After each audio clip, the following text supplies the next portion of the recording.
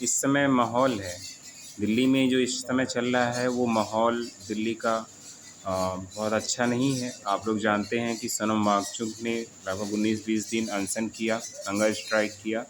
उसके बाद उनकी हेल्थ काफ़ी डाउन हुई और पुलिस ने उन्हें ज़बरदस्ती जो है जा कर के उनको हॉस्पिटलाइज्ड किया। और आप जानते हो कि जितनी भी पार्टियां आई, जैसे खास करके कांग्रेस आई सपोर्ट करने के लिए, तो उन्होंने भी अनशन तोड़वाने की ही बात करी। ऐसा नहीं कहा कि सरकार आपकी बात जो है सुनेगी, ऐसा करेगी। हालांकि कांग्रेस ने परसों और कल भी के दिनों में इस बात को लेकर के संसद में बात करी कि आप क्यों नहीं बात सुन रहे हैं स्टूडेंट्स की, आप क्यों नहीं कर रहे हैं। राहुल जी भी कल प्रधानमंत्री आवास के पास में धरना दे रहे थे और अखिलेश जी भी पहुंचे वहां पे, केजरीवाल जी भी सपोर्ट कर रहे हैं।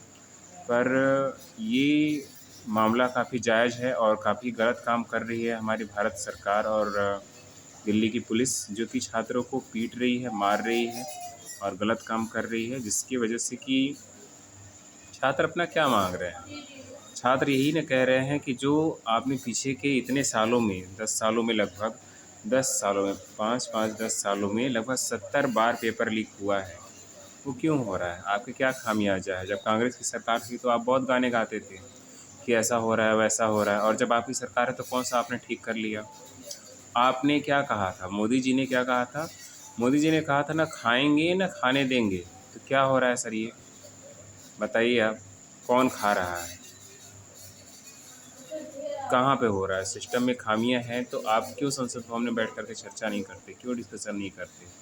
जब आपको कहानी सुनानी होती है तो नेहरू जी से शुरू करते हैं, एक 1962 वाला गाना गाते हैं, और फिर एक 1947 वाला गाना गाते हैं, फिर इंदिरा गांधी का गाना गाते हैं, फिर राजीव गांधी जी का गाना गाते हैं।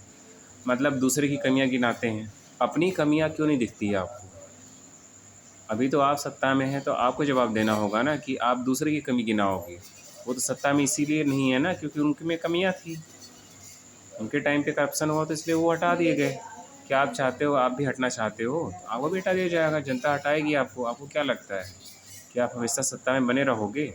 और आपके भी सुन लीजिए, 75 साल पूरे होने वाले हैं इस 17 सितंबर को, और पता चल जाएगा कि आप कितना नियमों का पालन करने वाले हैं। जो आपने भाजपा में नियम बनाया है ना, 75 साल के बाद हम नहीं करेंगे, आडवाणी जी को अपने राष्ट्रपति नहीं बनने दिया, मुरली मनोहर जोशी जी को भी आपने कोई पोस्ट नहीं दी, अटल जी भी सब रिटायर, सारे लोग जो लोग भाजपा को खड़ा किए, बनाए, उनको ही उन्होंने जगह नहीं दी उसमें। तो आप भी अपना थोड़ा ईमानदारी दिखाइए, 17 सितंबर को आप रिटायर होइए, और पहले तो ये जो शिक्षा मंत्री जी हैं उनको जवाब देने दीजिए, नहीं तो उनको भी हटाइए। आपसे बहुत उम्मीदें हैं और हम लोग, मैं पर्सनली आपसे जुड़ा हुआ हूँ। भारत के देश, भारत के युवा आपसे उम्मीद रखते हैं। आज से नहीं, कम से कम करीब करीब 12-13 सालों से, सन 2014 से मैं आपके साथ जुड़ा हुआ हूँ। आपके लिए प्रचार कर रहे हैं हम लोग, और साथ ही साथ और भी जो आपकी अदर चीज़ें हैं, जो अलग संगठन हैं, उनसे भी जुड़े हुए हैं। लेकिन इसका मतलब ये नहीं है कि गलत कामों में हम आपका सपोर्ट कर देंगे, है ना? जहाँ पे आप गलत हैं वहाँ पे आप गलत हैं, जहाँ पे करप्शन हो रहा है वहाँ पे करप्शन हो रहा है, ठीक है? चाहे एसएससी के पेपर लीक हुए हैं, 30-30 लाख में बिके हों।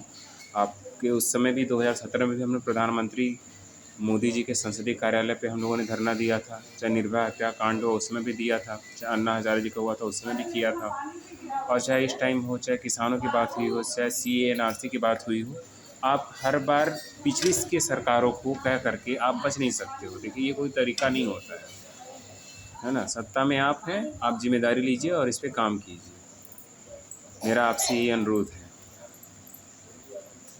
आपका कार्यकर्ता होने के नाते, आपकी पार्टी का कार्यकर्ता होने के नाते, आपकी तरफ से होने के नाते, इस देश का एक नागरिक होने के नाते, और हर एक नागरिक यही चाहता है, हर एक युवा यही चाहता है कि उसके सपने पूरे हों, दबाए जाएँ, कुचले जाएँ, ये ना हो, है ना?